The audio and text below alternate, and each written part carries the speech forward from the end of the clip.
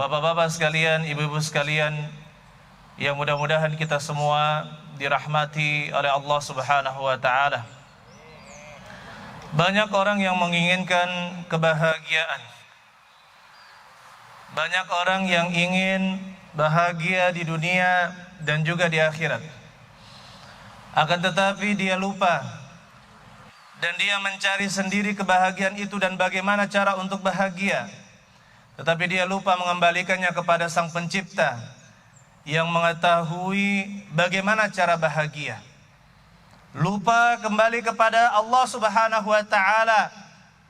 Lupa bagaimana kembali kepada Allah dan Rasulnya Nabi Muhammad sallallahu alaihi wasallam.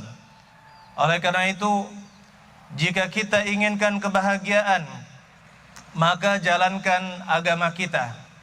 Jangan cari yang lain. Kata Rasulullah sallallahu alaihi wasallam, "Dzaqa ta'mal iman man radhiya billahi rabba wa bil islami dina wa bi Muhammadin sallallahu alaihi wasallam nabiyya." Yang merasakan manisnya iman adalah orang yang ridha Allah menjadi Rabbnya, wa bil islami dina, dan menjadikan Islam sebagai agamanya, wa bi Muhammadin sallallahu alaihi wasallam nabiyya, dan menjadikan Nabi Muhammad sallallahu alaihi wasallam sebagai nabinya. Kalau kita paham ini, menginginkan manisnya iman, menginginkan kebahagiaan, maka kita jalankan agama Islam ini. Banyak yang berkata agama Islam semakin dijalankan semakin mengkhawatirkan. Hati-hati. Ini adalah pemahaman Islam yang salah. Karena Islam akan membawa kepada kedamaian. Islam akan membawa kepada kebahagiaan dan ketenangan. Saudara-saudara sekalian, Nabi SAW mengatakan, ihfazillaha yahfazka. Jagalah Allah, maka Allah akan menjagamu. Maksudnya jagalah batasan-batasan Allah Subhanahu wa taala. Kewajiban-kewajiban harus kita jalankan. Larangan-larangan harus kita tinggalkan agar kita dijaga oleh Allah Subhanahu wa taala.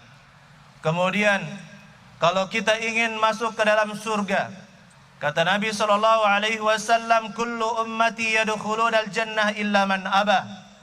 Semua umatku ini akan masuk surga kecuali yang tidak mau. Yang tidak mau masuk surga. Wa man ya'ba ya Rasulullah.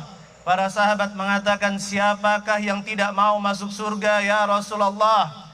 Kata beliau, man ata'ani dakhalal jannah. Barang siapa yang taat kepadaku, yaitu kepada Nabi Muhammad sallallahu alaihi wasallam, dakhalal jannah, maka dia akan masuk surga. Wa man 'asani faqad aba. Dan barang siapa yang tidak taat kepadaku, maka dia enggan, tidak mau masuk ke dalam surga. Ingat,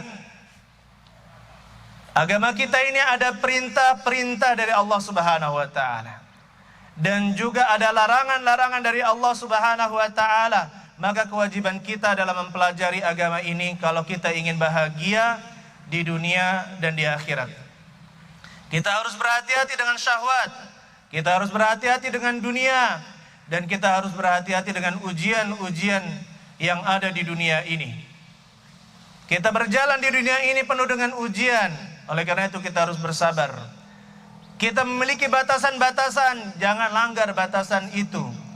Kalau di negara kita ini memiliki batasan, tidak boleh dilanggar, dan bapak-bapak sekalian bertugas untuk menjaganya. Maka di dalam syariat kita ini, di dalam agama Islam juga ada yang seperti itu. Jangan kita langgar syariat agama Allah Subhanahu wa taala. Rasulullah SAW menyebutkan, hujibatin naru bisyahawat. Neraka itu dihiasi dengan syahwat-syahwat, yaitu hal-hal yang enak-enak, menyenangkan. Wa hujibatil jannatu bil makarih. Dan surga dihiasi dengan hal-hal yang tidak enak, tidak menyenangkan. Oleh karena itu, kalau kita mungkin melihat orang yang taat, orang yang saleh, orang yang menjalankan agama Allah Subhanahu wa taala, sepertinya kok begitu ribet, sepertinya kok begitu susah untuk orang-orang yang belum menjalankannya. Tetapi kita ingat, tanyakanlah kepada mereka, apakah mereka kesulitan menjalankan agama Islam ini? Saya beri contoh saja, masalah korupsi. Masalah korupsi.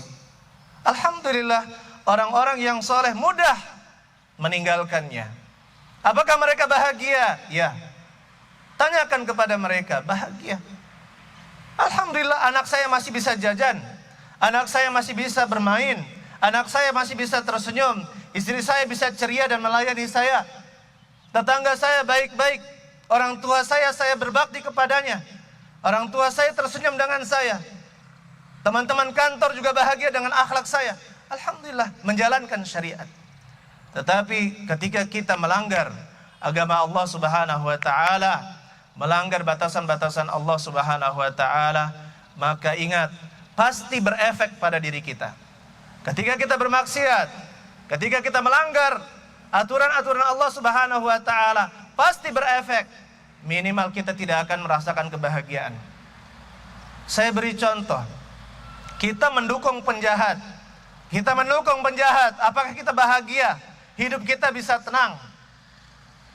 Atau misalkan ada oknum turut mengedarkan narkoba, apakah hidupnya bisa tenang? Tidak. Tanyakan kepada orang-orang yang soleh, yang mereka tidak ada kasus seperti itu. Alhamdulillah, makanan yang saya masukkan ke dalam perut saya adalah makanan yang halal.